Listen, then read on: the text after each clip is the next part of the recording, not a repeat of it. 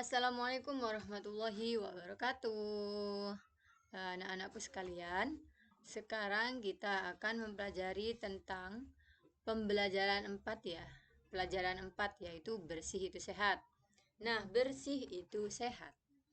Anak-anak, tahukah kalian apa arti dari bersih dan suci? Bagaimana cara berwudu dengan benar? Bagaimana pula cara bertayamum dengan benar? Nah, ayo ikuti pembelajaran ini, insya Allah kalian akan mengetahuinya. Nah, pada pembelajaran kali ini yang akan kita bahas pertama yaitu mengenal arti bersih dan sehat. Dan yang kedua kita akan mempelajari tentang cara berwudu. Dan yang ketiga kita juga akan mempelajari tentang tayamum. Nah, yang pertama mengenal arti bersih dan sehat. Bersih dan suci. Nah, apa yang dimaksud dengan bersih? Bersih yaitu bebas dari kotoran, dan suci juga berarti bebas dari najis. Nah, jika bersih artinya bebas dari kotoran, maka suci artinya bebas dari najis. Najis itu apa? Nah, najis itu contohnya ada jilatan anjing, ada darah, ada kotoran atau tinja, dan juga ada air seni atau urin. Nah, jika kita najis, apa yang akan terjadi?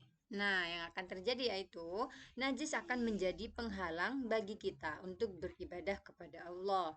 Nah, jadi jika dalam keadaan najis, ibadahnya terhalang ya. Jadi najisnya harus disucikan dulu. Nah, yang perlu kita ketahui yaitu najis pasti kotor, namun kotor belum tentu bernajis. Nah, bersih atau suci itu dibagi menjadi dua macam. Yang pertama ada bersih dari najis dan yang kedua ada bersih dari hadas. Nah, najis itu apa sih? Najis yaitu sesuatu yang datang dari dalam atau luar tubuh yang menyebabkan tidak sahnya badan, tempat, atau pakaian untuk beribadah. Lalu ada hadas. Hadas itu apa? Hadas yaitu sesuatu yang menyebabkan seseorang tidak sah dalam menjalankan ibadah tertentu. Nah, sekarang kita akan membahas tentang hadas. Hadas itu dibagi menjadi dua, yaitu ada hadas besar dan juga ada hadas kecil. Apa yang dimaksud dengan hadas kecil? Hadas kecil yaitu buang air seni atau tinja dan buang angin menyebabkan batal wudhu. Caranya menghilangkannya cukup dicuci dengan air bersih lalu melakukan wudhu. Dan yang dimaksud dengan hadas besar yaitu mimpi basah bagi laki-laki dan haid bagi perempuan. Cara menghilangkannya hadas besar dengan mandi atau tayamum jika tidak ada air. Lalu selanjutnya yaitu aku senang berwudu.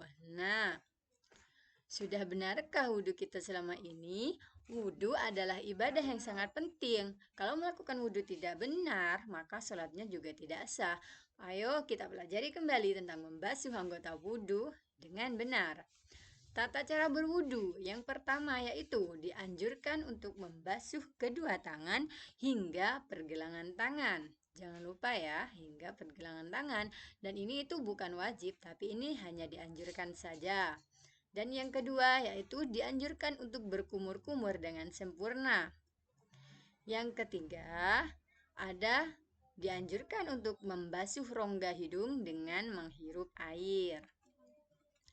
Nah, selanjutnya yang keempat yaitu diwajibkan membasuh muka dengan sempurna. Batas muka atau wajah adalah dari ujung dagu sebelah bawah dan tempat tumbuh rambut di atas kening sebelah atas.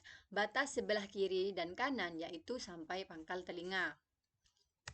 Nah, yang kelima yaitu diwajibkan untuk membasuh kedua tangan dari ujung jari tangan hingga siku. Lebihkan basuhan dari batasnya agar lebih sempurna. Jadi kalau kita berwudhu, untuk membasuh kedua tangan, usahakan kita membasuh lebih dari batasnya ya, atau di atasnya siku, agar wudhu kita lebih sempurna. Dan yang keenam yaitu diwajibkan menyapu atau mengusap kepala sebagian atau seluruh. Nah, seperti di gambar ya anak-anakku. Nah, lalu yang ketujuh yaitu dianjurkan mengusap dua daun telinga bagian luar dan dalam. Selanjutnya yang kedelapan yaitu diwajibkan membasuh kedua kaki dari ujung telapak kaki hingga mata kaki. Lebihkan basuhan dari batasnya agar sempurna. Nah, ini wajib ya membasuh dua kaki dari ujung telapak kaki hingga mata kaki. Nah, lebih baik juga dilebihkan seperti saat kita membasuh tangan ya. Selanjutnya yaitu ayo kita belajar tayamum. Nah, tayamum itu apa sih? Tayamum merupakan keringanan yang Allah berikan bagi orang yang kesulitan mendapat air atau bagi orang yang tidak diperkenankan menggunakan air karena sakit. Namun harus ada keterangan dari dokter ya. Tayamum dilakukan sebagai pengganti dari wudhu atau mandi wajib.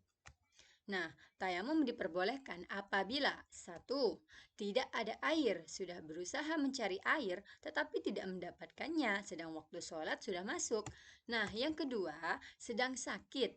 Apabila terkena air bagian anggota wudhunya akan bertambah sakitnya menurut keterangan dokter. Maka itu tidak dibolehkan berwudhu ya, cukup dengan bertayamum saja. Dan yang ketiga yaitu dalam perjalanan atau musafir dan sangat sulit mendapatkan air. Nah, untuk alasan-alasan 3 ini kita diperbolehkan bertayamum ya. Lalu cara melakukan tayamum, bagaimana sih? Nah, yang pertama kita berniat tayamum untuk melakukan sholat fardu. Lalu yang kedua, kita mengusap muka dengan debu yang bersih. Letakkan dua tangan pada debu dan usapkan ke wajah. Lalu yang ketiga, kita mengusap dua tangan sampai siku dengan debu yang bersih. Nah, jika debu sudah dipakai, maka tidak boleh dipakai lagi ya. Misalkan kita memakai debu di posisi kanan, lalu kita mengusapkannya kepada wajah. Nah, nanti kalau kita akan mengusapkan pada tangan, maka kita pindah di debu yang sebelah kiri. Nah, contohnya seperti itu. Nah, anak-anakku sekalian, cukup sekian ya pelajaran pada hari ini. Semoga dapat dimengerti ya. Wassalamualaikum warahmatullahi wabarakatuh.